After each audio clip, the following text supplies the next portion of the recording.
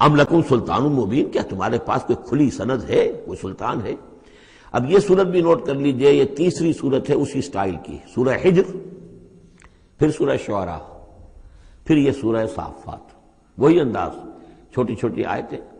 اور ردم ہے تیز، صوتی آہنگ زیادہ نمایاں ہے، ڈیوائن میوزک جس کو میں کہا کرتا ہوں،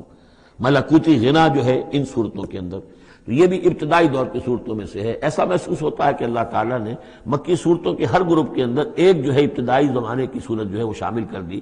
اور اس کا جو حکمت میری سمجھ میں اب تک آئی ہے، واللہ عالم کوئی اور بڑی حکمت بھی ہو سکتی ہے جو ہمارے علم میں ابھی نہ آئی ہو، لیکن یہ کہ تاکہ مونوٹنی نہ رہے، بلکہ مضامین کے اندر تنوع پیدا ہو جائے۔ اس لیے ظاہر بات ہے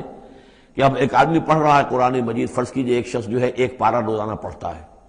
تب اس میں یہ ہے کہ اس کے سامنے مضامین ایسے نہ ہوں کہ بس وہ کئی دن تک متواتر ایک ہی قسم کے مضامین میں رہے، بلکہ یہ کہ پھر بدل کر عدل کر مضامین آتے چلے جائیں۔ واللہ عالم۔ ام لکم سلطان مبین، کیا تمہارے پاس کوئی کھلی سند ہے،